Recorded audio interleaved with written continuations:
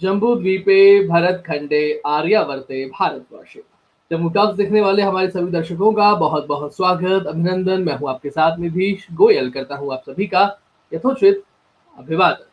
महाभारत कथा लगातार पिछले कई बुधवारों से आप ये इस कथा को सुन रहे हैं प्रोफेसर दीदी कुसुमलता केडिया जी से, और व्यवहार में और जियोपॉलिटिकल लेवल पर किस तरीके से वो महाभारत से हमारे इतिहास की सत्यता प्रमाणित होती है, वो सारी बातें यहाँ लगातार होती चली जा रही हैं। आज इस कहानी में, इस गाथा में जो बिंदु हम छूने वाले हैं वो बहुत स्पर्शी है।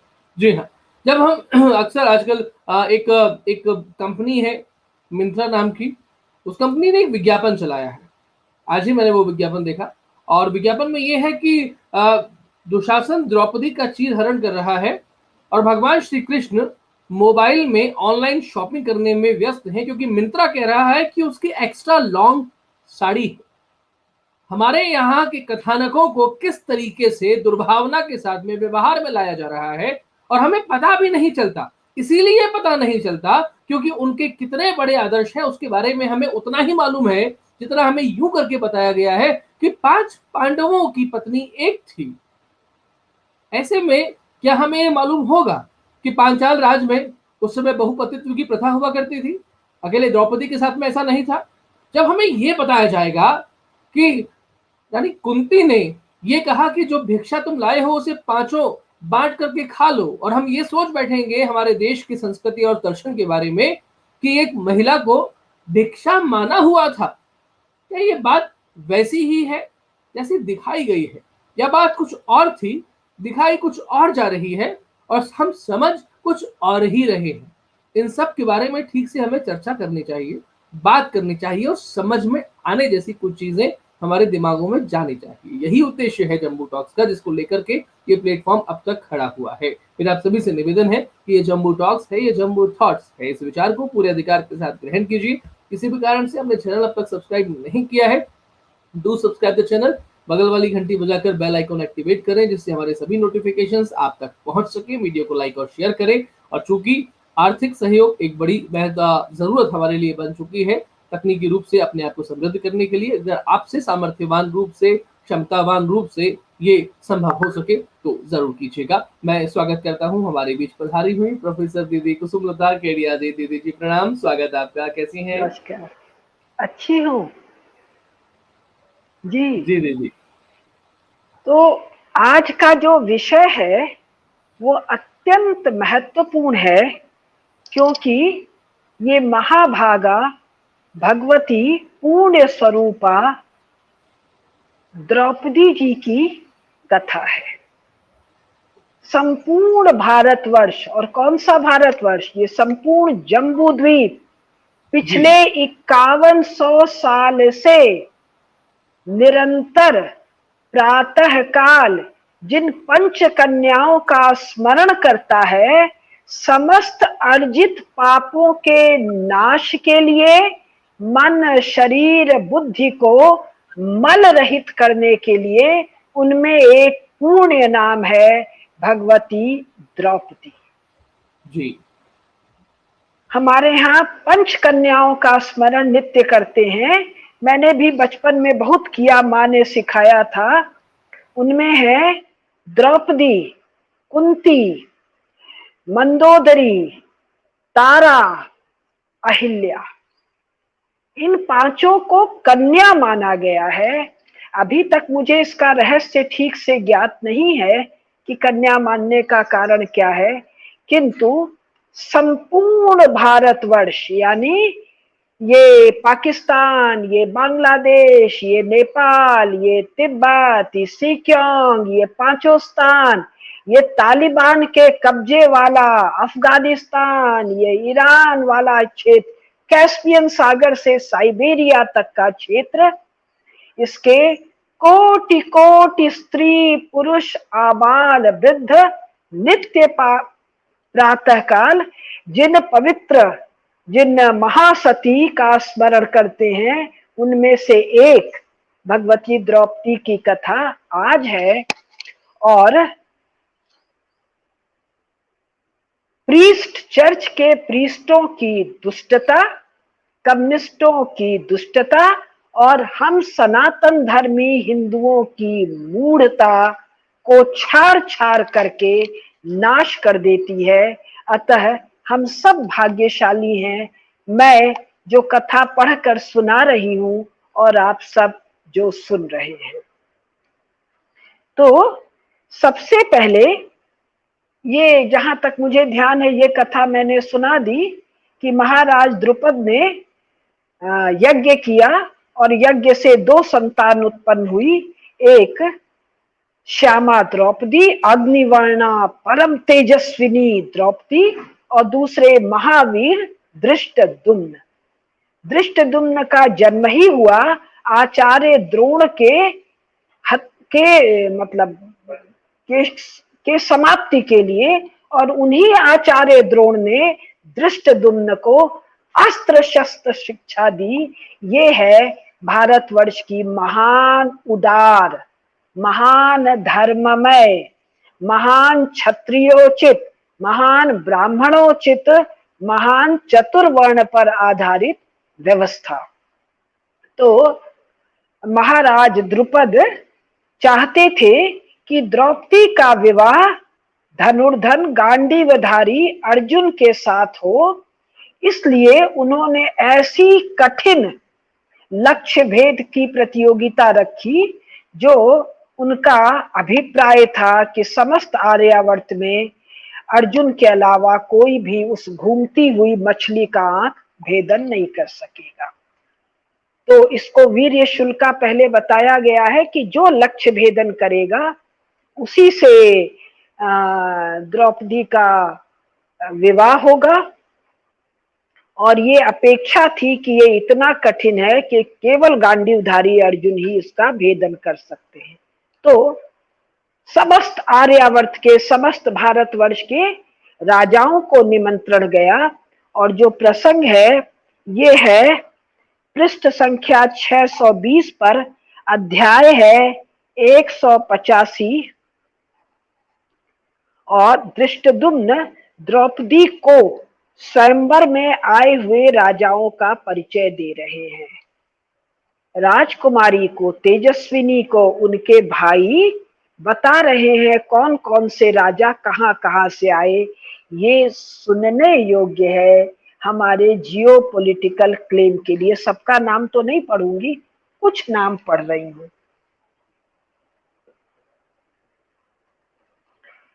धृष्टद्युम्न ने कहा कि देखो, महाबली धृतराष्ट्र के अनेकों पुत्रों का नाम बताए, ये सब तुम्हें प्राप्त करने के लिए कर्ण के साथ यहाँ पधारे हैं।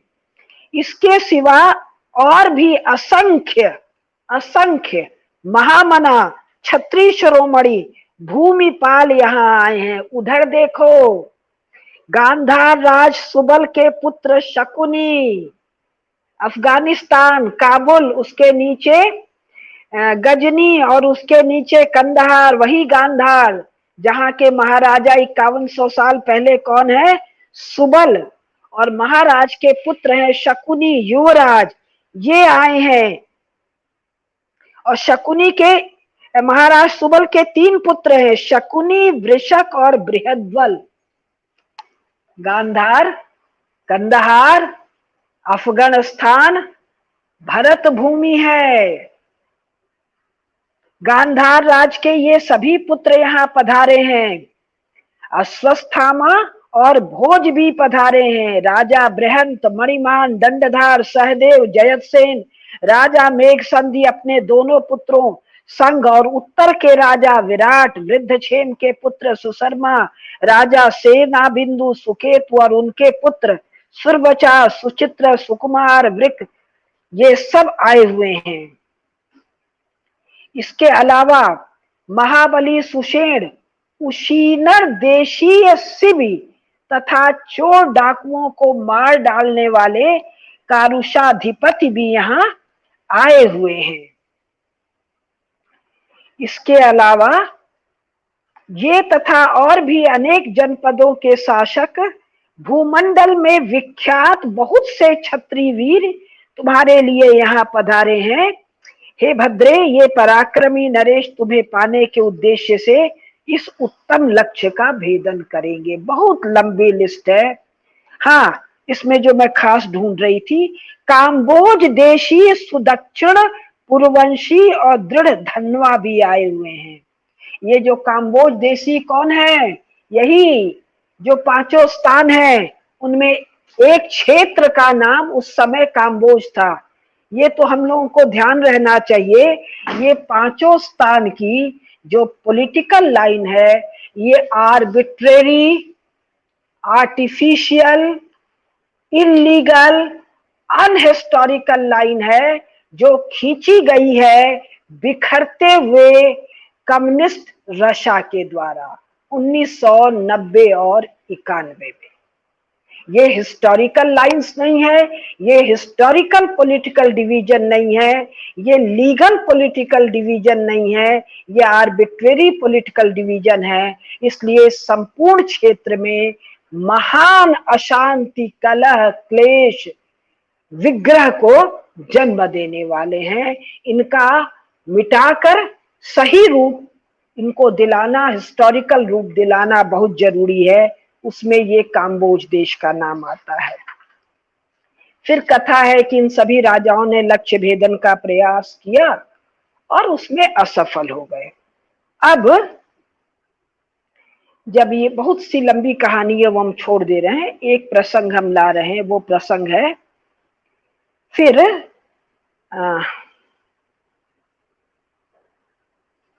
सूर्य पुत्र कर्ण, सूत पुत्र नहीं कह रहे हैं, सूर्य पुत्र कर्ण तब लक्ष्य भेदन के लिए उठे और उनको लगा मैं लक्ष्य भेदन करूंगी। तब कर्ण को देखकर द्रौपदी ने उच्च स्वर से यह बात कही, मैं सूत जाति के पुरुष का वर्णन नहीं करूंगी। अब इसको लेके कम्युनिस्ट और फेमिनिस्ट और आजकल ये जो चर्च के जो एजेंट्स हैं जिन्होंने ये हिंदू समाज में भेदन के लिए दलित वाला मामला चला रखा है, ये सब बहुत भारी शोरगुल करते हैं कि कैसे द्रौपदी ने कह दिया। क्यों भाई, कन्या को किस पति से विवाह करना है ये भी उसको हक नहीं चाहते हैं। आप लोग चाहते हैं कि संसार भर में तालिबानी राज्य हो, जो ध्यान दीजिएगा जो इस्लामिक राज्य नहीं है, जो मुनाफिक राज्य है, जो इस्लाम का उल्लंघन करने वालों का राज्य है। इस्लाम में सभी प्रकार के इंटॉक्सिकेंट्स, नशे की चीजों का व्यापार, उत्पादन, सेवन हदूद क्राइम है, क्राइम अगेंस्ट अल्लाह है। और ये सारे तालिबानों का, जिसको कहते हैं प्राण लाइन, इनका जो वेसल्स में जो ब्लड घूम रहा है, इनकी लाइफ लाइन जो है वो है नारकोटिक्स का व्यापार, अफीम का उत्पादन, प्रोसेसिंग, ट्रेडिंग एंड कंजप्शन, जो हदूद गुनाह है। तो क्या आप लोग नॉन इस्लामिक मुनाफिकीन लॉलेस तालिबान रेजिम चाहते हैं दुनिया के 3.5 अरब स्त्रियों के लिए कि उसका पति कौन हो ये वो नहीं तय करेगी, ये तुम नालायक तय करोगे। तुम नालायक कौन? इस्लामिक नहीं, लॉलेस, हदूद गुनाह करने वाले और उनके अर्बन नक्सल एजेंट्स आप नहीं तय करोगे। तो वो कहती है मैं सूत जाति के पुरुष का वर्णन नहीं करूंगी। अब ये जो गीता प्रेस की छपी हुई पुस्तक है, ये पृष्ठ 624 पर नीचे फुटनोट में कहती है कि महाभारत का जो दाक्षिणात्य पाठ है, यानी दक्षिण भारत का जो पाठ है, या क्या अर्थ है मुझे पता नहीं है, उसमें कर्ण के द्वारा प्रत्यंचा और बाण चढ़ाने की बात नहीं है। दूसरा कह रहे हैं भंडारकर के प्रति में भी मुख्य पाठ में ये वर्णन नहीं है कि उन्होंने प्रत्यंचा चढ़ाई। नीलकंठी पाठ कोई है जिसमें ऐसा वर्णन है कि कर्ण धनुष पर प्रत्यंचा और बाण नहीं चढ़ा सका था। इससे यही सिद्ध होता है कि कर्ण ने बाण नहीं चढ़ाया था। तो अगर बाण ही नहीं चढ़ाया था तो द्रौपदी के कथन का कोई प्रसंग नहीं है। किंतु गीता प्रेस वाले पाठ में ये कथन है कि मैं सूत जाति के पुत्र का वर्ण नहीं करूंगी। दोनों ही स्थितियों में उसने बाण नहीं चढ़ाया तो भी, और बाण चढ़ाने का सामर्थ्य रखता हो तो भी, राजकुमारी को, किसी भी कन्या को संपूर्ण अधिकार सनातन धर्म देता है कि वो किस पुरुष का वर रूप में वर्ण करना चाहती है, ये उसका अधिकार है। अब फिर कथा है कि अर्जुन का लक्ष्य भेदन करते हैं। लक्ष्य भेदन करने के बाद ये लोग सब ब्राह्मण वेश में है, क्षत्रिय वेश में नहीं है, क्योंकि लाक्षागृह से निकले हुए हैं। पुरोचन और बाकी लोग जो जल गए थे, उसके बाद इनको महामंत्री विदुर का उपदेश था कि स्वयं को अज्ञात रखना, अन्यथा अन्य विधियों से भी मार देने का प्रयास करेंगे। तो ये ब्राह्मण वेश में ही आए थे। अतः वहां पर जो क्षत्रिय राजा उपस्थित थे उनको बड़ा रोष क्षोभ हुआ कि हम सब लोग के रहते हुए ये ब्राह्मण लोग ऐसी तेजस्विनी नारी को, कुमारी को कैसे ले जा सकते। वहां बड़ा युद्ध वगैरह हुआ और उस युद्ध में अर्जुन और भीम के पराक्रम से सभी क्षत्रिय राजा परास्त हुए। वहां पर भगवान श्री कृष्ण और बलराम भी पधारे थे और उन दोनों ने पहचान लिया कि ये बुआ कुंती हैं और उनके ये पांचों पुत्र हैं। तो अब पांचों पांडव स्वयंवर में द्रौपदी को विजय करके या द्रौपदी को वर के अपनी कुटिया पर आ रहे हैं जहां माता कुंती है और बहुत आनंद में है। ये प्रसंग अत्यंत महत्वपूर्ण है। इसको लेके बहुत कुत्सित कथाएं रची गई हैं जिसका एक क्षण में भेदन हो जाता है अगर हम मूल पाठ पढ़ते हैं तो। आखिर द्रौपदी की कथा है कहां?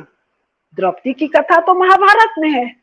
तो महाभारत मूल कथा क्या है, इसको बिना पढ़े मनमानी करना अकेडमिक इर्रेस्पॉन्सिबिलिटी, स्काउंड्रलनेस, अनाचार, इर्रेस्पॉन्सिबिलिटी, लॉलेसनेस है। यह अकेडमिक लॉलेसनेस है। मूल पाठ जो कहता है, कथा जहां से आई है कथा तो वहीं से लेना पड़ेगा ना। तो ये कथा है पृष्ठ 634, अध्याय 180। ये कथा कहती है कि सब घर में आए और कहा माँ हम लोग भिक्षा लाए हैं। तो कुंती देवी कुटिया के भीतर थी। उन्होंने कहा कि भिक्षा लाए हो तो तुम सभी भाई मिलकर उसे पाओ। किंतु जैसे ही द्वार खोलने पर उन्होंने तेजस्विनी राजकुमारी द्रौपदी को देखा तो तुरंत चिंतित होकर कहा मेरे मुंह से बड़ी अनुचित बात निकल गई है। कुंती देवी अधर्म के भय से बड़ी चिंता में पड़ गई। सा धर्म भीता, अधर्म के विचार से भीत हो गई, भयभीत हो गई। कौन? महारानी कुंती। परंतु ये जो बहुत खास लाइन है, परंतु मनोनुकूल पति की प्राप्ति से द्रौपदी के मन में बड़ी प्रसन्नता थी। सा धर्म भीता परिचिंतयन्ती ताम यज्ञसेनी परम प्रतीताम। ये सुनकर भी याज्ञसेनी, यज्ञ से जो उत्पन्न हुई है, उस द्रौपदी के मन में कोई चिंता, कोई क्षोभ, कोई रोष नहीं है। अलग से एक लाइन है, कुंती देवी द्रौपदी का हाथ पकड़कर पृष्ठ संख्या 635 युधिष्ठिर के पास गई और उनसे उन्होंने यह कहा बेटा यह तो राजा द्रुपद की कन्या द्रौपदी है, क्योंकि उनको पता है पांचों पांडव द्रौपदी के स्वयंवर में गए हैं लक्ष्य भेदन के लिए। तुम्हारे छोटे भाई भीमसेन और अर्जुन ने इसे भिक्षा कहकर मुझे समर्पित किया और मैंने भी इसे देखे बिना ही भूल से भिक्षा ही समझकर कह दिया कि सब लोग मिलकर इसे पाओ। तो हे कुरुश्रेष्ठ, अब क्या हो कि मेरी बात भी न झूठी हो और पांचाल राजकुमारी कृष्णा को पाप न लगे। यानी महारानी कुंती के मन में भी क्या है कि 5 पुरुषों से याज्ञसेनी का विवाह पाप कर्म है। ध्यान दीजिए, अभी आगे बहुत विस्तार से है, ये उचित नहीं है। तब युधिष्ठिर जी ने मन में बहुत विचार किया और उन्होंने माता को बहुत आश्वासन दिया और तब धनंजय यानी अर्जुन से, क्या सुंदर सुंदर नाम है, धनंजय, कहा हे अर्जुन, तुमने द्रौपदी को जीता। उनका एक नाम फाल्गुन भी है। हमारे यहाँ ऐसे सुंदर अद्भुत मधुर नाम है। आजकल तो फाल्गुन नाम, धनंजय नाम सुनने को नहीं मिलता है। अर्जुन, तुमने द्रौपदी को जीता है, तुम्हारे ही साथ इस राजकुमारी की शोभा होगी। तुम विधि पूर्वक इस राजकन्या का पाणी ग्रहण करो। तब अर्जुन बोलते हैं कि आप बड़े भाई हैं, आपके रहते हुए छोटे भाई का विवाह करना अनुचित है। तब आपके विवाह के बाद ही भीमसेन का विवाह होगा, मेरा होगा, तब सब लोगों का विवाह होगा। तो ऐसी दशा में आप यहाँ अपनी बुद्धि से विचार करके जो धर्म और यश के अनुकूल तथा पांचाल राज के लिए भी हितकर कार्य हो वह कीजिए और उसके लिए आज्ञा दीजिए। हम सब लोग आपके आज्ञा के अधीन हैं। स्पष्ट रूप से कह रहे हैं युधिष्ठिर, अर्जुन को विवाह करो। सब धर्म का विचार कर रहे हैं, क्या धर्म के अनुकूल हो, यश के अनुकूल हो, जिनकी ये कन्या है ऐसे महाराज द्रुपद के अनुकूल हो। फिर अर्जुन के ये भक्ति भाव तथा स्नेह से भरे वचन सुनने के बाद समस्त पांडवों ने पांचाल कुमार द्रौपदी की ओर देखा। यशस्विनी कृष्णा भी उन सबको देख रही थी। यहां तक बात हो रही है। अभी अग्निगर्भा द्रौपदी एक शब्द भी नहीं कह रही हैं। जो अन्याय को, अनुचित बात को, अग्निगर्भा है, अग्नि के गर्भ से जन्मी है, क्षण भर को सहन नहीं करती हैं, वो द्रौपदी शांत है। मूल महाभारत के इस पाठ पर इन दुष्टों का जरा भी ध्यान नहीं है। फिर आगे बात होती है। एक प्रसंग मैंने छोड़ दिया, वो प्रसंग ये था कि जब द्रौपदी के स्वयंवर की कथा होती है तो महर्षि वेदव्यास युधिष्ठिर से मिलते हैं और द्रौपदी के पूर्व जन्म की कथा कहते हैं। अब इन ख्रिस्त पंथियों को तो एक ही जन्म है, ये पूर्व जन्म जानते नहीं है। ये कम्युनिस्ट जो हैं, ये ख्रिस्त पंथ की एक शाखा है, तो ये भी पूर्व जन्म नहीं जानते हैं। तो इनके न जानने से क्या जो है वो अदृष्ट हो सकता है? नहीं हो सकता है। एक काना है, इसका मतलब नहीं कि सभी आंख वालों को काना हो जाना पड़ेगा या काना होना ही सच है। तो उन्होंने युधिष्ठिर को वेदव्यास जी के का वो कथन याद आया जो द्रौपदी के पूर्व जन्म की कथा है। इसी समय भगवान श्री कृष्ण और बलराम जी घर में पधारे, क्योंकि उन्होंने वहां पहचान लिया था। आकर अपना परिचय दिया, सबको पहचाना वगैरह वगैरह। अब फिर एक खास बात, चूंकि पांडव स्वयंवर में मत्स्य का आंख भेदन के समय ब्राह्मण वेश में है और महाराज द्रुपद की इच्छा क्या थी कि ये भेदन तो केवल अर्जुन कर सकते हैं, तो मेरी कन्या अर्जुन के साथ ही गई या कहीं और चली गई। अतः राजकुमार धृष्टद्युम्न जो द्रौपदी के भाई हैं, महाराज द्रुपद के पुत्र हैं, वो और अनेक अनेकानेक सेवक गुप्त रूप से पांडवों के पीछे पीछे आने लगे। पृष्ठ संख्या 637 और अध्याय संख्या 191। आकर श्लोक संख्या 1।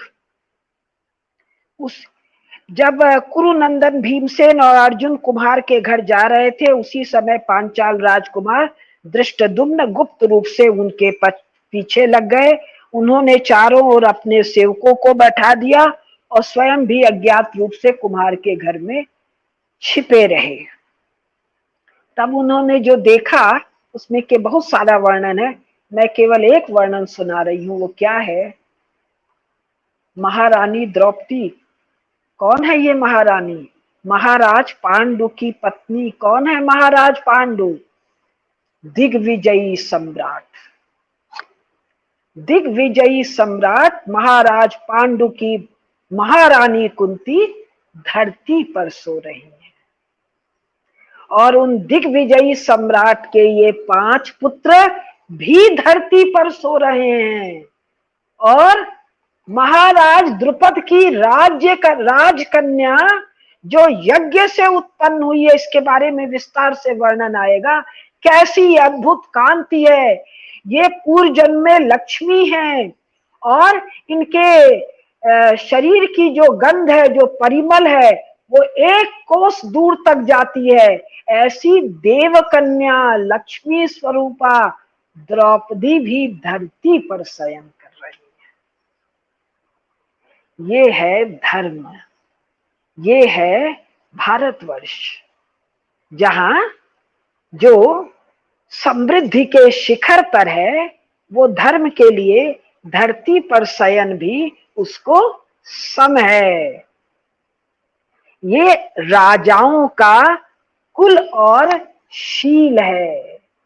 एक दिग्विजयी सम्राट है और एक अभी अभी विवाह होकर आई है, राजा की पुत्री है, राजपुत्री है, और उनको कोई क्लेश क्षोभ का वर्णन नहीं है कि कुम्हार के घर में मैं जा रही हूं और धरती पर शयन कर रही हूं। और ये देखकर उनके भाई राजकुमार को भी कोई दुख शोक नहीं है।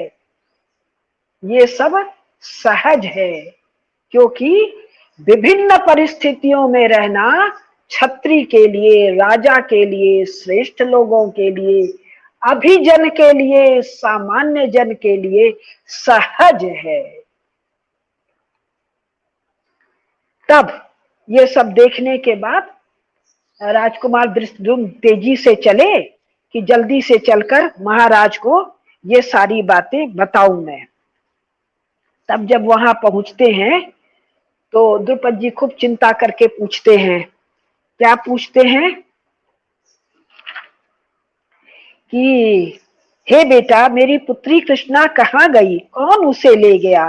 कहीं ऐसा तो नहीं कि उन्होंने मेरे सिर पर अपना कीचड़ से सना पांव तो नहीं रख दिया?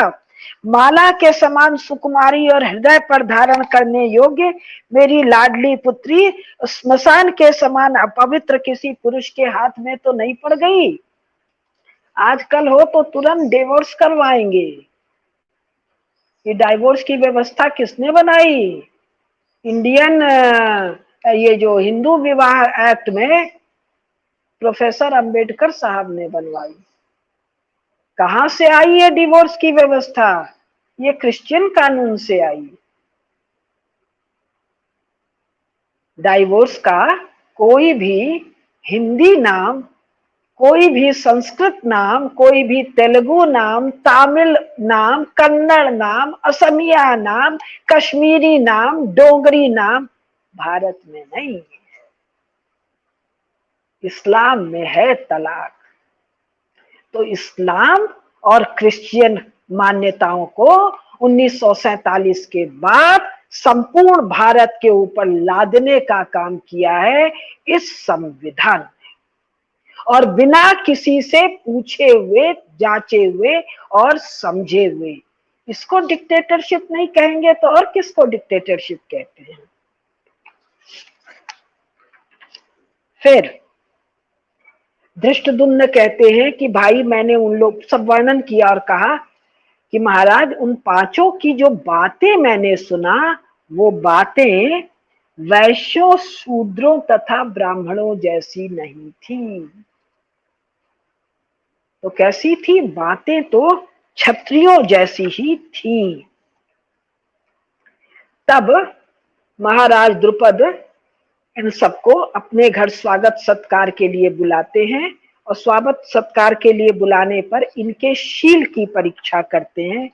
तो शील की परीक्षा में क्या है? सुंदर भोजन परोसा गया तो पांचों पांडव वे नरश्रेष्ठ वीर पांडव वहां लगे वे पाद पीठ सहित बहुमूल्य श्रेष्ठ सिंहासनों पर बिना किसी हिचक या संकोच के मन में तनिक भी विस्मय न करते हुए सहजता से जाकर बैठ गए।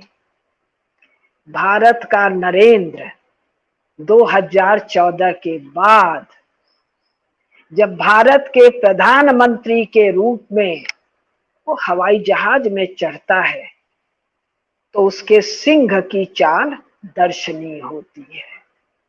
जब वो विदेशों में जाता है तो स्पष्ट दिखता है लाखों साल से चला आ रहा जो भारत में अत्यंत पराक्रमी विक्रमी सम्राटों का जो निरंतर श्रृंखला है उन्हीं का कोई वंशज सिंह के समान।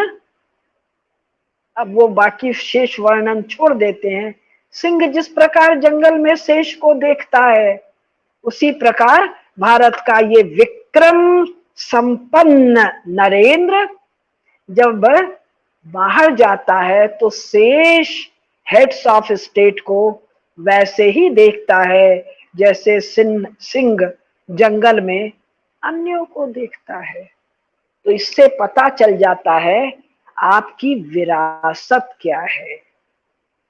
भारत की जो सिविलाइजेशनल हेरिटेज है वो हमारे नरेंद्र के चाल ढाल बात सामर्थ्य उनके मान उनके स्वाभिमान उनके कॉन्फिडेंस में झलकता है, टप टप टपकता है। तो शील का पहचान। तो अब वहां ये स्पष्ट हो गया कि ये सब महारानी कुंती हैं, ये पांचों महाराज पांडु के पुत्र हैं। जब ये सब स्पष्ट हो गया तब बात होती है और उसी समय वो कहते हैं, ये बहुत महत्वपूर्ण प्रसंग है। अभी ये महाराज द्रुपद ने राजकुमार और सभी प्रधानमंत्री बड़े प्रसन्न हुए और उनके पास जाकर उन्होंने अपने मन में निश्चय किया कि ये राजकुमार कुंती देवी, ये महारानी कुंती देवी के ही ये पांचों राजकुमार पुत्र हैं। किंतु तब द्रुपद जी, महाराज द्रुपद युधिष्ठिर से बात कर रहे हैं और उसी समय वेद व्यास जी का आगमन होता है। तो वो पूछते हैं युधिष्ठिर से कि आप स्वेच्छा से सच्ची बात बताएं कि आप कौन हैं। और उसमें आगे इच्छयाई ब्रूहि तत् सत्यम, जो सत्य कहे सत्यम राजसु शोभते। राजाओं को सत्य ही शोभा देता है। आजकल क्या कहते हैं, राजाओं को छल असत्य अनृत ही उनका स्वभाव है। और ये कौन कहते हैं? भारतीय राजनीति से खेल खेलने वाले बड़े ही देशभक्तों के संगठन ये कहते हैं। भारत में राजाओं को सत्य बोलना ही शोभा देता है।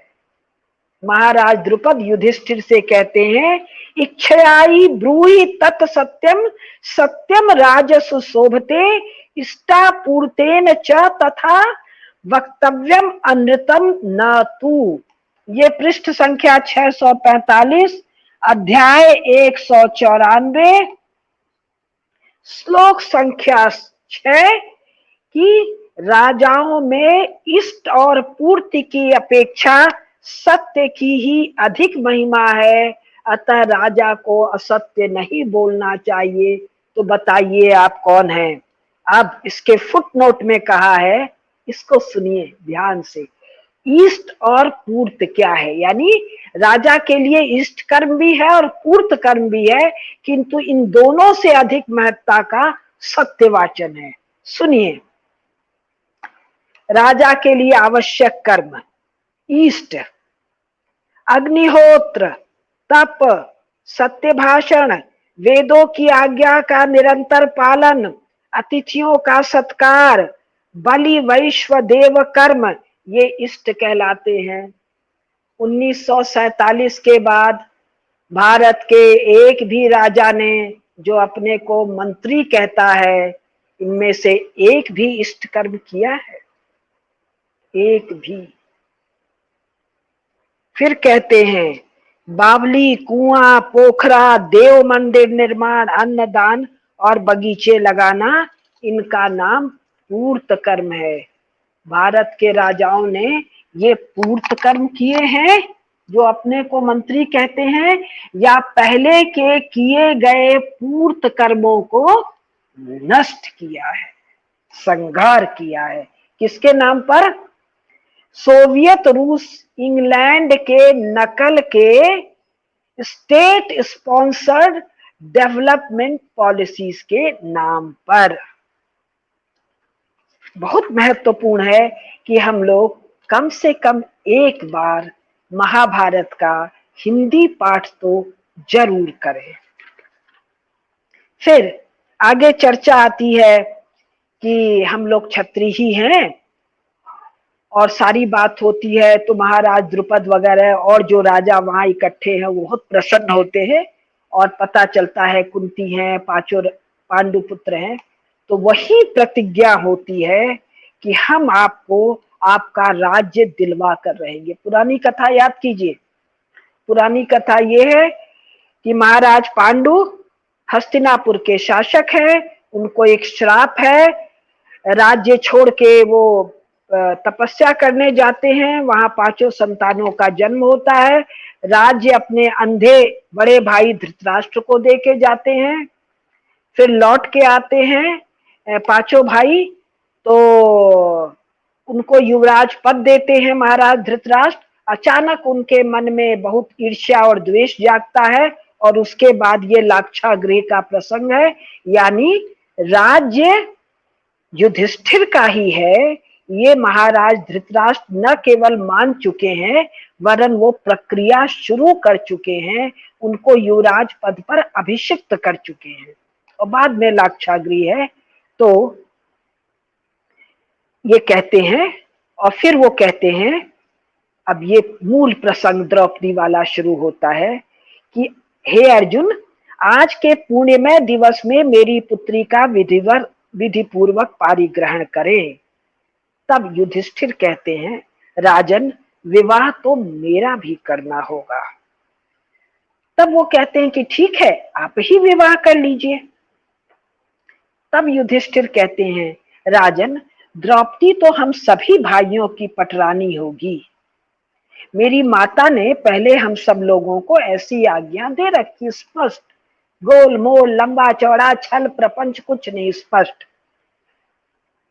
तब द्रुपद बोलते हैं, आपत्ति कुरुनंदन, एक राजा बहुत सी रानियां हो ऐसा विधान तो है, परंतु एक स्त्री के अनेक पुरुष पति हो ऐसा कहीं सुनने में नहीं आया है। स्पष्ट आपत्ति किसके द्वारा? कन्या के पिता के द्वारा। और फिर कह रहे हैं, आप तो धर्म के ज्ञाता हो, पवित्र हो, अतः तुम्हें लोक और वेद के विरुद्ध या अधर्म नहीं करना चाहिए। तुम कुंती के पुत्र हो, तुम्हारी बुद्धि ऐसी कैसे हो रही है? श्लोक संख्या 28, पृष्ठ संख्या 647 और अध्याय 194। लोक वेद विरुद्धम त्वम नाधर्मम धर्म विक्षुक्षी। उसके आगे और है। तब युधिष्ठिर जी जो कहते हैं उसको ध्यान से सुनिए। महाराज, धर्म का स्वरूप अत्यंत सूक्ष्म है, हम उस गति को नहीं जानते। पूर्व काल के प्रचेता आदि जिस मार्ग से आए हैं उसी का हम लोग क्रमशः अनुसरण करते हैं।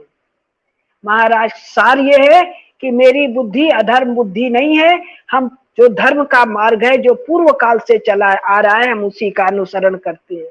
महाराज, द्रुपद को समझ ही नहीं आ रहा है, न कभी शास्त्र में पढ़ा न कभी लोक में पढ़ा कि एक कन्या के एक साथ 5 पति हों। फिर ये लंबा सा चलता है। तब वो कहते हैं बहुत खास बात। महाराज ने युधिष्ठिर कहते हैं, अभी महाराज नहीं बने, क्या? मेरी वाणी कभी झूठ नहीं बोलती और मेरी बुद्धि भी कभी अधर्म में नहीं लगती। हमारी माता ने हमें ऐसा ही करने की आज्ञा दी है और मेरे मन में भी ऐसा ही जचा है।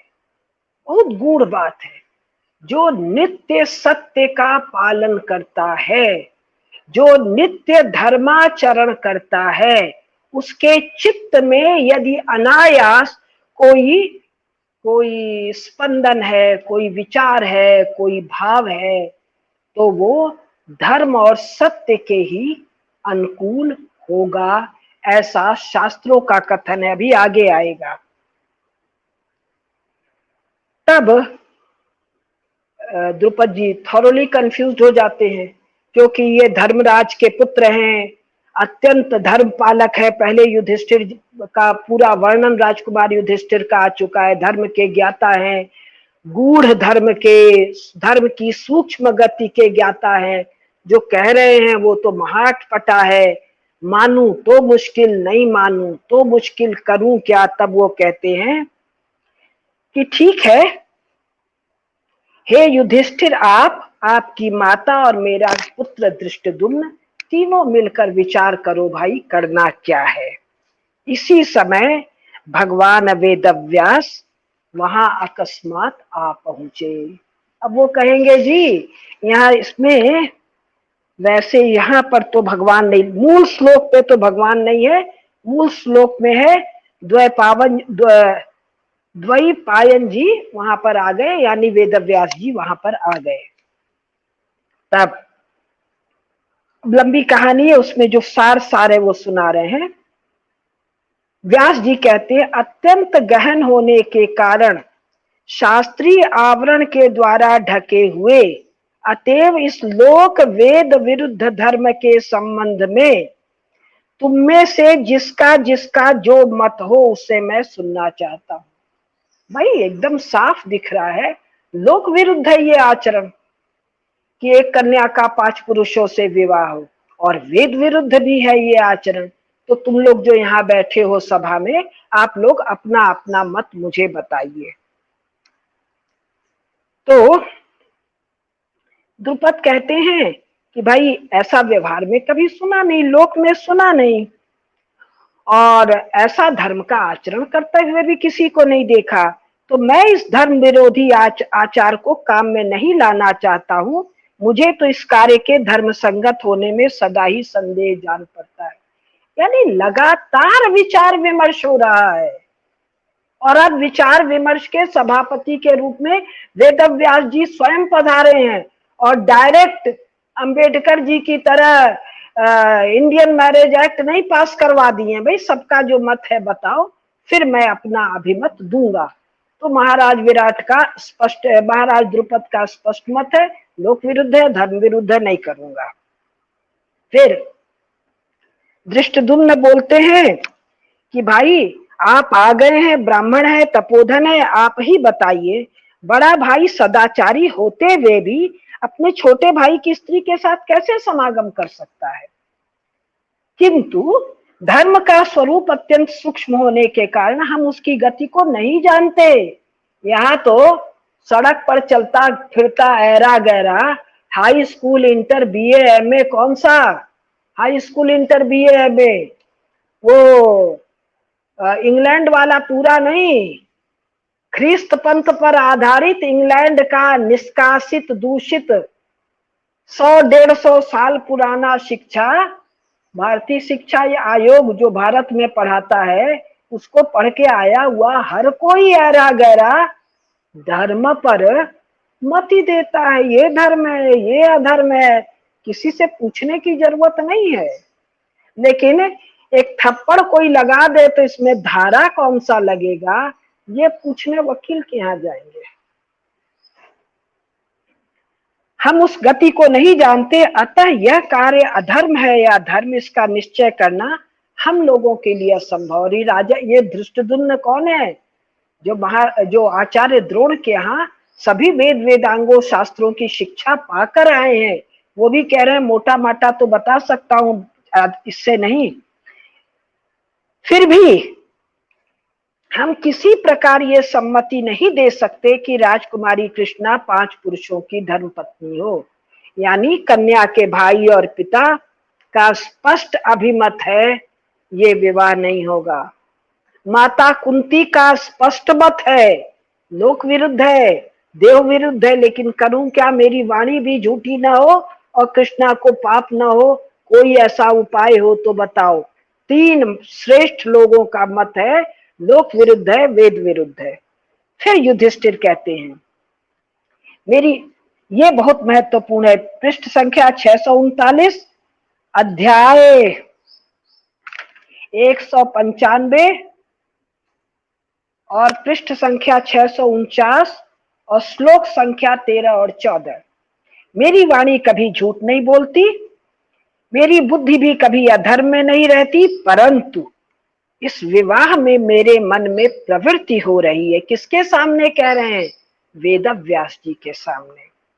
इसलिए यह किसी भी प्रकार अधर्म नहीं है, पुराणों में भी सुना जाता है। अब वो एक लोक मर्यादा बता रहे हैं कि लोक में ऐसा हो चुका है क्या? पुराणों में भी सुना जाता है कि धर्मात्माओं में श्रेष्ठ जटिला नाम वाली गौतम गोत्र की कन्या ने 7 ऋषियों के साथ विवाह किया था। इसी प्रकार कंड मुनि की पुत्री वाक्षी ने तपस्या से पवित्र अंतःकरण वाले 10 प्रचेताओं के साथ, जिनका एक ही नाम था और आपस में भाई थे, विवाह संबंध स्थापित किया है, वगैरह वगैरह। फिर कुंती कहती हैं, मुझे तो ये बात अधर्म लग रही है और मैं झूठ से भी बचना चाहती हूँ, तो कृपया ये उपाय बताइए। तब व्यास जी कहते हैं, हे पांचाल राज, इस विवाह में एक रहस्य है जिसे मैं सबके सामने नहीं कहूंगा, तुम स्वयं एकांत में चलकर मुझसे सुन लो। फिर ये जो अध्याय है 196, इस अध्याय को मैं छोड़कर इसका सार पढ़ रही हूँ।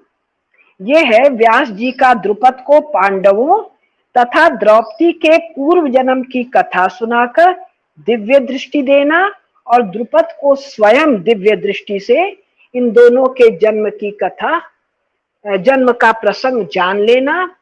कथा ये है कि ये 5 इंद्र हैं। एक इंद्र हमारे यहाँ नहीं है, अनेक इंद्र हुए हैं।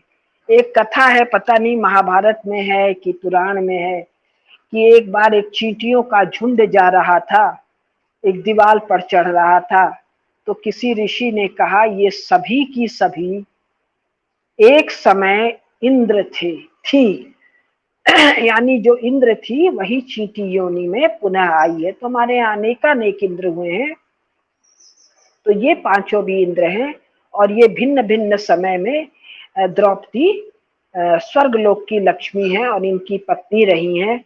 फिर एक इनकी तपस्या और शिव भगवान का आशीर्वाद, भगवान शंकर का आशीर्वाद, वो सब कथा बता कर का उन सब पुण्य कर पिछले जन्म के कर्मों के सबके प्रारब्ध अंश से ये 5 पांडवों का जन्म है, द्रौपदी का जन्म है। तो ये है कथा, ये है, तुमको जचे तो मानो और जो उचित लगे तो कहो। यहाँ पर ये कह रहे हैं, यह दिव्य रूपा द्रौपदी, पृष्ठ संख्या 655, श्लोक संख्या 36। यह दिव्य रूपा द्रौपदी वही स्वर्गलोक की लक्ष्मी है जो पहले से ही इनकी पत्नी नियत हो चुकी है। महाराज, यदि इस कार्य में देवताओं का सहयोग न होता तो तुम्हारे इस यज्ञ कर्म द्वारा यज्ञ वेदी की भूमि से ऐसी दिव्य नारी कैसे प्रकट हो सकती थी जिसका रूप सूर्य और चंद्रमा के समान प्रकाश बिखेर रहा है और जिसकी सुगंध एक कोस तक फैलती रहती है। ऐसी श्रेष्ठ महाभागा महासती द्रौपदी की कथा हम यहाँ पर रोक रहे हैं। हमारा समय हो गया है। और इसके बाद उन्होंने कहा जो समझ में आए करो। तो महाराज द्रुपद को समझ में आता है, आगे विवाह होता है। आइए हम सब, मुझे भी वो भूल गया कैसे उसका गायन करते थे, लेकिन गद्य रूप में ही हम सब इन पंच कन्याओं का स्मरण करें। द्रौपदी, मंदोदरी, तारा, कुंती, अहिल्या, नित्य हमको स्मरण करना है। ये अत्यंत पवित्र पंचकन्याएं हैं, ये महासती हैं, ये साक्षात पुण्य की साक्षात वो हैं, रूप है, मूर्त है। इनके स्मरण से हम इनसे प्रार्थना करें, न भी प्रार्थना करें तो इनके स्मरण मात्र से ही मन के, चित्त के, बुद्धि के मल और पाप क्षय हो जाते हैं। ऐसी महासतियों को प्रणाम। जी दीदी, बिल्कुल ठीक बात कही आपने कि ऐसी महासतियों को प्रणाम। और आपने जो बीच में एक बार कहा था कि जो नित्य प्रति अपने जीवन में सत्य का पालन करता है, ये बात इतनी महत्वपूर्ण है क्योंकि हम कभी कभी सत्य की बात, धर्म की बात करते हैं, लेकिन बस कभी कभी करते हैं। किसी चीज में हम धार्मिक हैं तो किसी चीज में हम अधार्मिक हैं। एक इंसान एक ही समय में खुश और गम में कैसे हो सकता है? एक इंसान एक ही समय में धार्मिक और अधार्मिक कैसे हो सकता है? या तो वो सत्य पर चलेगा या तो वो असत्य पर चलेगा। इसलिए नित्य प्रतिदिन सत्य पर चलना ये बड़ा आवश्यक है। और वो तभी हो सकता है जब हम महाभारत जैसे ग्रंथ का प्रतिदिन पठन पाठन करें, उसके बारे में चर्चा करें। महारानी द्रौपदी पर, महासती द्रौपदी पर आज की इस चर्चा में एक भाग पूरा हुआ है। अगला भाग अगले बुधवार शाम को 5 बजे प्रतीक्षा कीजिएगा। तब तक के लिए दीदी आपको धन्यवाद करता हूँ, सभी दर्शकों को धन्यवाद करता हूँ। आभार आपका। जय महाभारत। जय मां।